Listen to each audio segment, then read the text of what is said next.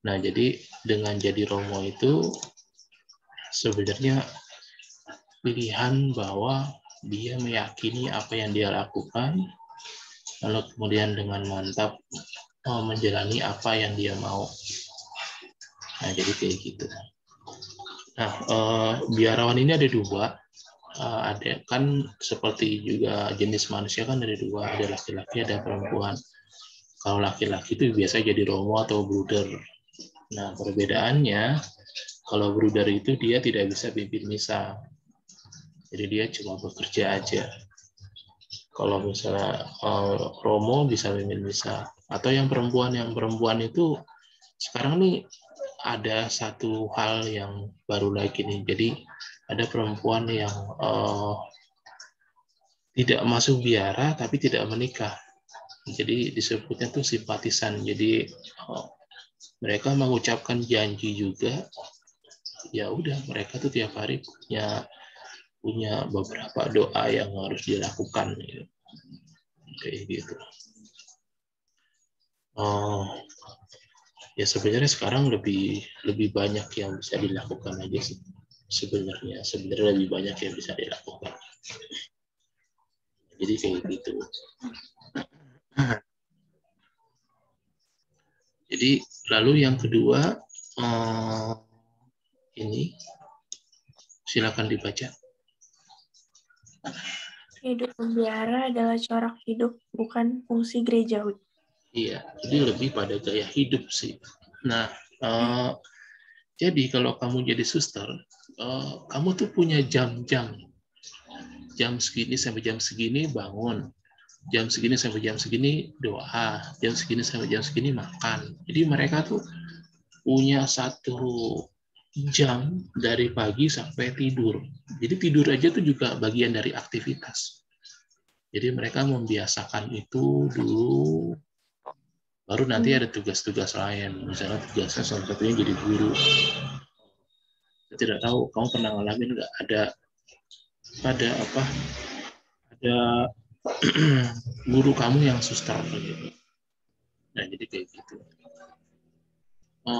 Dan suster intinya sih biarawan ya.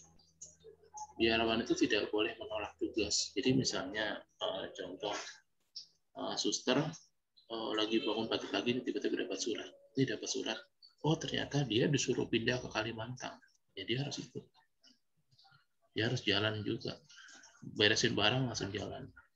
Romo juga gitu. Kalau dia dapat tugas, Romo pindah ke Irian. Udah, dia harus pindah ke Irian. Jadi mereka tuh dapat satu sikap dia harus turut sama pimpinan sih. Nah, jadi kayak gitu.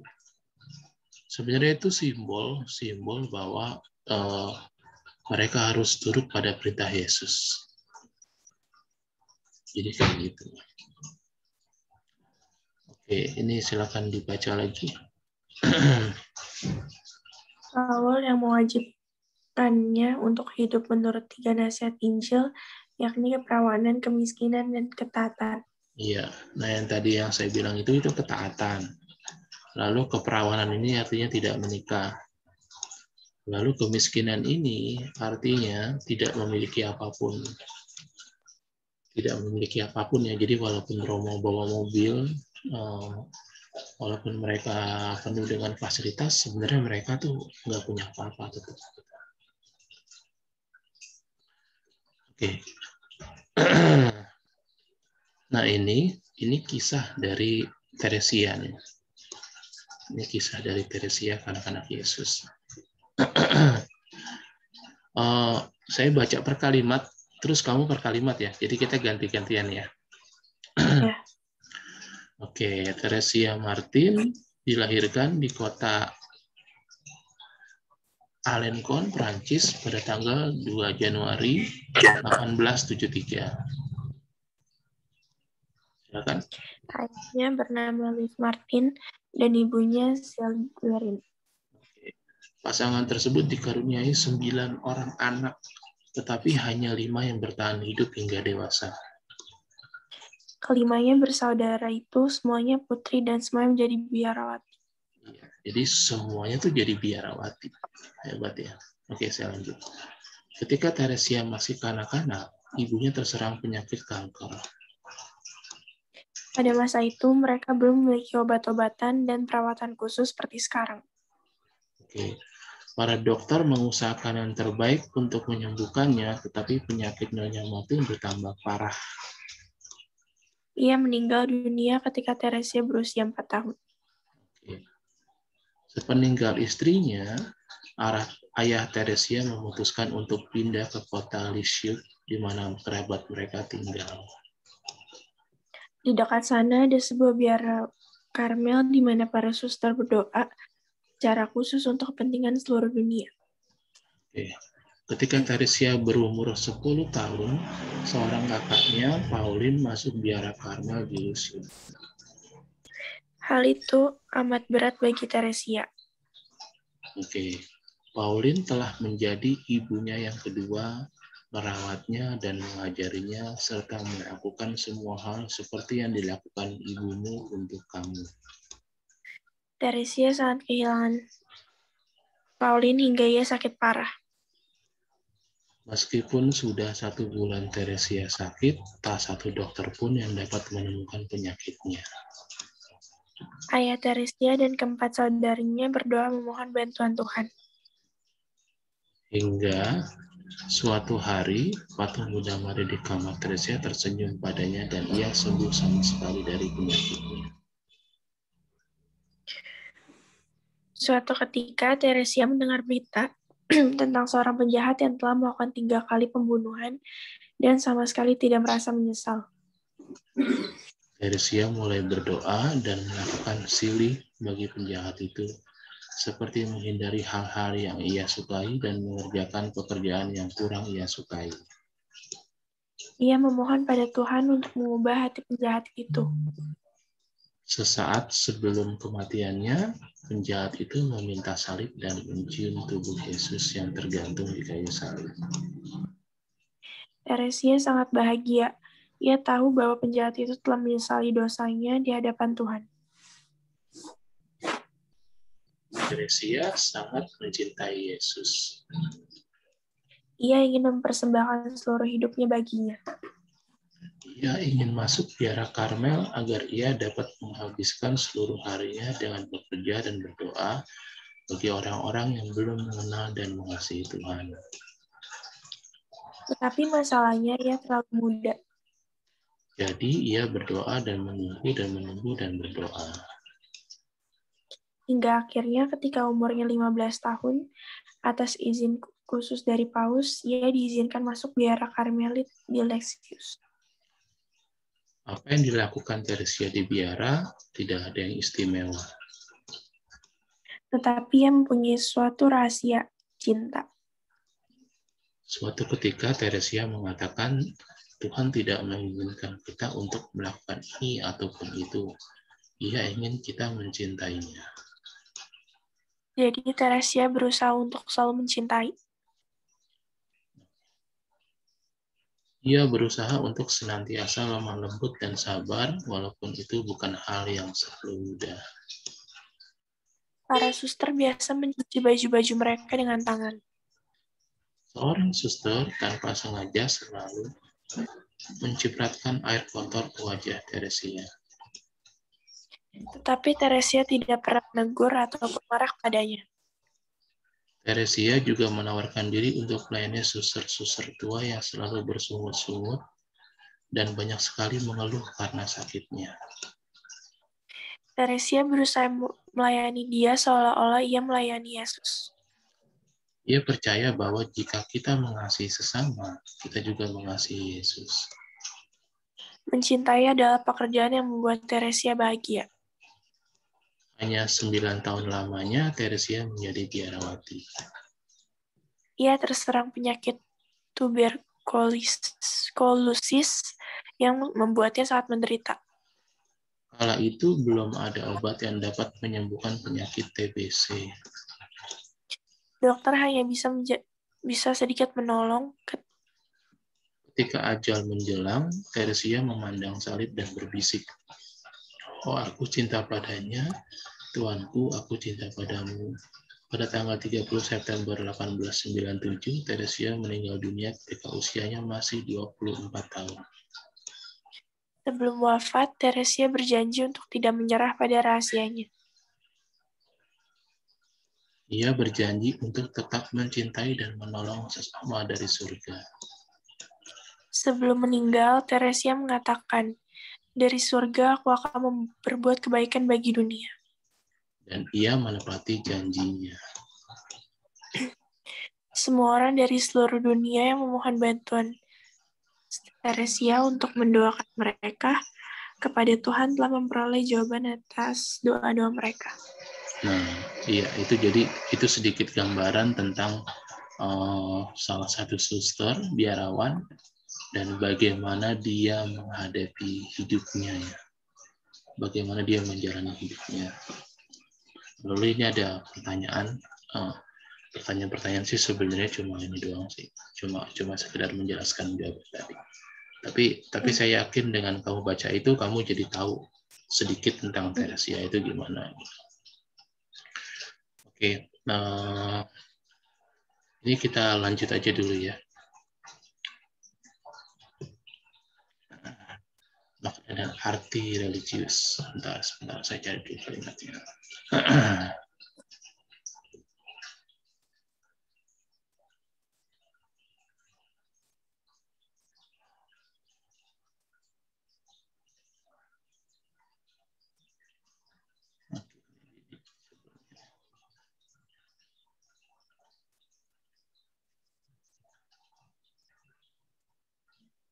Ini menurut gereja.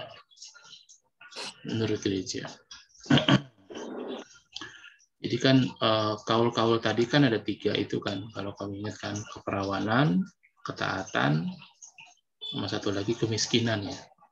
Keperawanan, kemiskinan, sama ketaatan. Nah ini untuk supaya seutuhnya mengabdi kepada Tuhan. Jadi mereka tuh menganggap bahwa dengan memiliki kaul itu sempurna untuk mengabdi kepada Tuhan seutuhnya.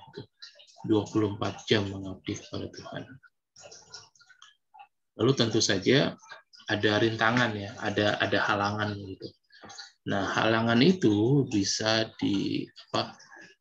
dihilangkan dengan cinta kasih seperti yang Teresia tadi gitu. Jadi hidup dengan orang yang sama setiap saat kan pasti kan ada sebelnya kan. Dia kan hidup dengan suster-suster itu ada yang lebih muda, ada yang lebih tua. Yang tua itu biasanya suka ngedumel, ya dia kena penyakit atau apa, atau udah tua, lalu ada masalah gitu. Tapi Teresia mau tadi membantu mereka. Nah itu bagian dari ketaatan juga.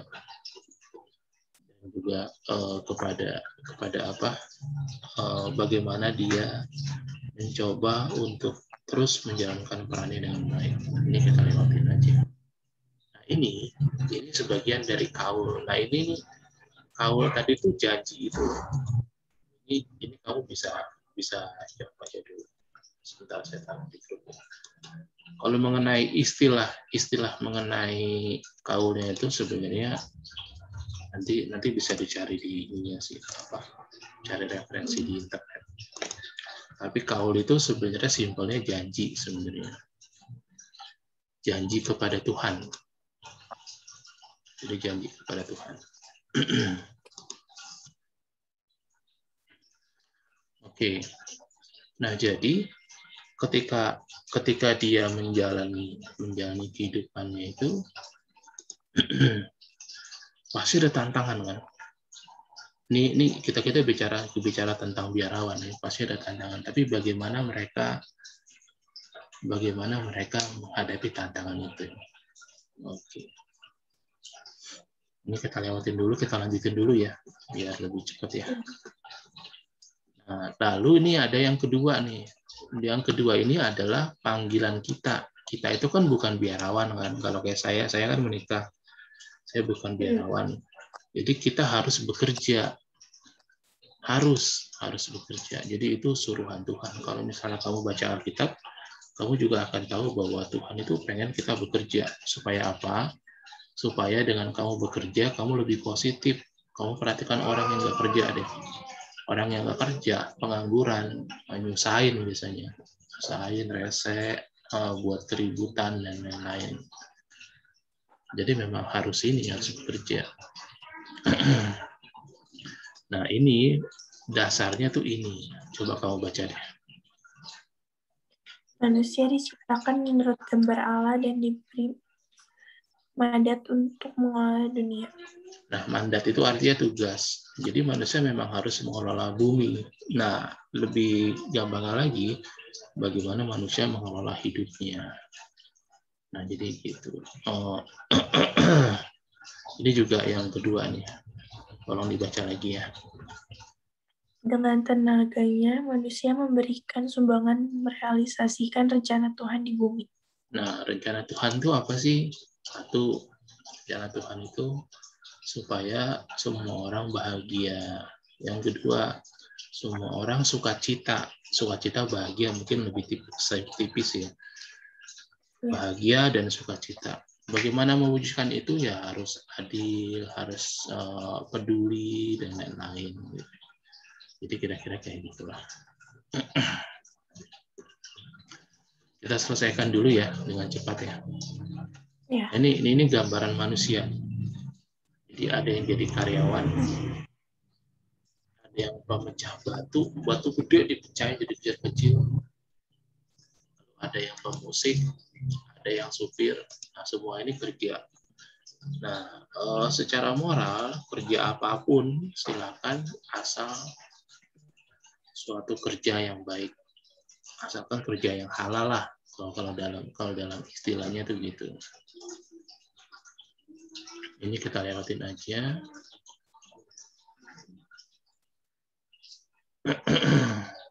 Bentar. Jadi salah satu bekerja itu juga untuk ini, memperbaiki kondisi. Kamu bekerja, kamu dapat uang dari apa yang kamu lakukan.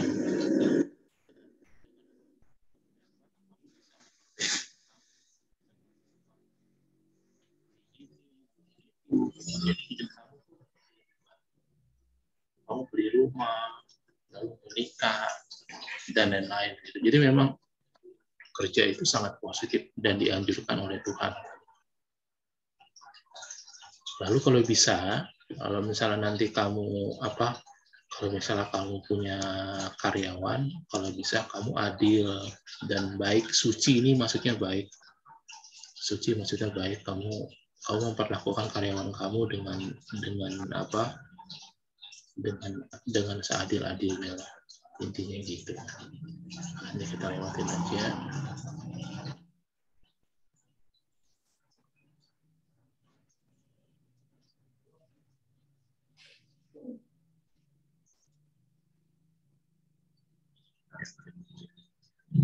Nah, ini sebenarnya menariknya ini. Ini saya tulis, ini saya copy dulu. Ya. Ini kalau istirahat kamu nih akan bingung nih. Sampai sini aja dulu. Oh, kenapa manusia harus berdoa juga gitu dalam kerjanya? Lalu apa hubungan manusia dengan doa? Ada banyak kasus begini, ada banyak kasus orang merasa dia berhasil tidak dengan Tuhan gitu. Ada banyak kasus orang berhasil karena dia berusaha tidak dengan Tuhan. Tapi juga ada orang yang berusaha sambil berdoa. Nah, nanti menurut kamu mana yang lebih baik? Apakah kita berusaha aja tanpa berdoa atau berusaha sambil berdoa? Nanti kamu bisa terangkan dalam jawabannya. Lalu sedikit lagi, ketika kita bekerja, karena kita memang harus bekerja ya, maksudnya tanpa sadar pun sebenarnya sekolah kamu yang selama 12 tahun, SD 6 tahun, SMP 3 tahun, SMA 3 tahun itu menyiapkan kamu untuk menjadi seorang yang sebenarnya siap kerja sebenarnya. Tambah kuliah lagi, kuliah sekitar 3-4 tahun lah, 4 tahun, 3-5 tahun. Nah, dengan itu kamu lebih siap lagi bekerja. Nah, pertanyaannya, ini pertanyaan bebas nih, saya tutup.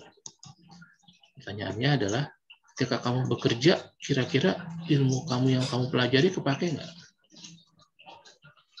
Kepake.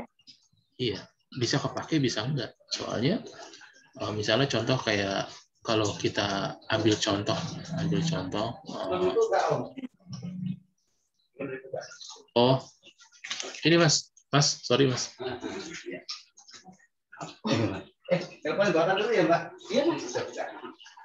Nah, jadi misalnya kita kasih contoh teman kamu misalnya Lewi, mungkin dia jadi pemusik, mungkin ya. Kamu kenal Lewi kan? Mungkin dia jadi pemusik. Yoel, mungkin dia jadi pemusik. Mungkin seluruh ilmunya yang dia pelajarin nggak kepake. Tapi sekali lagi, sekolah ini menyiapkan mental kamu supaya kamu itu bisa menjadi seorang yang lebih siap untuk bekerja. Itu contoh aja. Lalu ada orang yang berdoa, ada orang yang nggak berdoa. Sebenarnya nggak masalah juga sih. Tapi kalau kita berdoa, kita lebih tahu bahwa Tuhan beserta kita dalam setiap doa kita. Lebih pada itu. Oke, sampai sini ada pertanyaan? Nggak ada. Oke, kalau nggak ada, tolong jawab pertanyaan itu dulu ya. Tolong jawab. Ntar kirim ke Jafri aja. Oke. Oke, ya udah ya, gitu aja dulu ya. Thank you, Yohana. Ya, Bye-bye. ya, terima kasih.